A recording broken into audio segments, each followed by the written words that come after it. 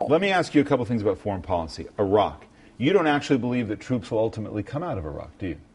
Oh, no, I don't. We'll change their names. I mean, we're going to have, they've already admitted there'll be 15,000, but, you know, they've morphed the private sector with the military. The CIA and contractors, it's a mixture. But there's going to be 15,000 in the armed camp, you know, the fortress, the embassy, the biggest embassy in the world. Al-Sadr, who is the champion of national sovereignty for Iraq, he says that is still occupation, and occupation is the key word for why we should look out. There's a civil war going on in northern Iraq. The Turks have already put troops into Iraq. Turks are now allying with the Iranians because there's civil strife up there. That is a consequence. The Christians have been run out of Iraq.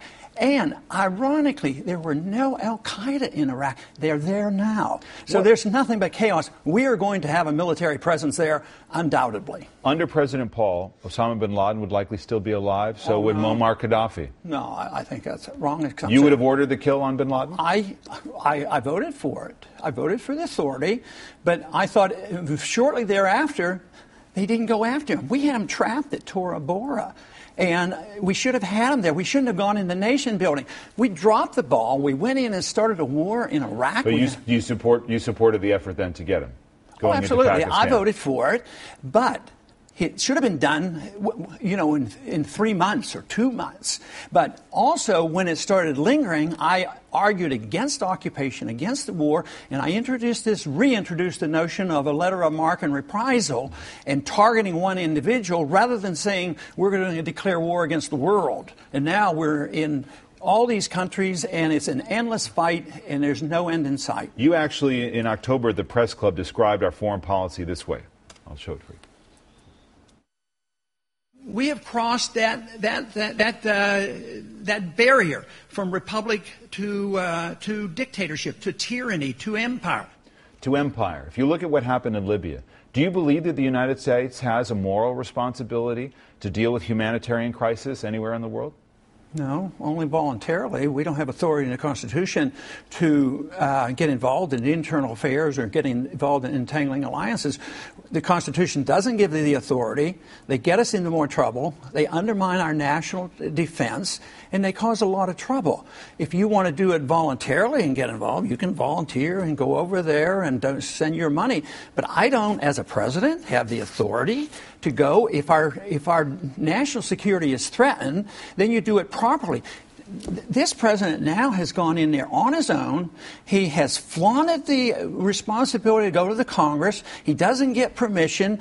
And we went over, that wouldn't have happened without our money and our drones and our missiles and all, and it happened. So we're responsible for the chaos. Do you think the drone war that this administration is waging is illegal?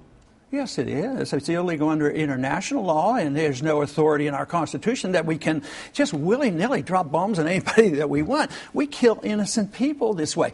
Why do you think people hate us? Because there's so much collateral damage. You see, oh, this is a bad guy. We'll drop a bomb on him and kill him.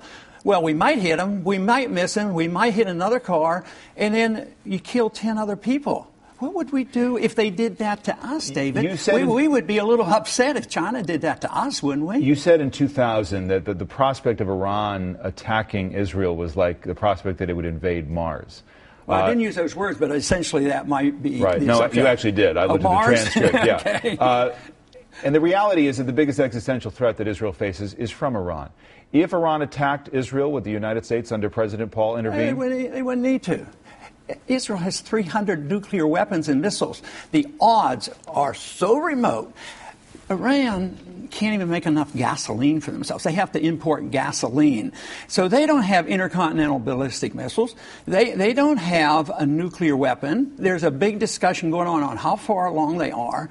And I was in the service and lived through the 60s. The Soviets had 30,000 of them, and they were going to bury us. And we survived that. So for us to plan to go to war against Iran under these conditions scares a lot of Americans. It certainly certainly scares the young people of the world, the people I talk to, because they're going to bear this burden financially, and also they may be required to fight these wars that are unnecessary and unconstitutional.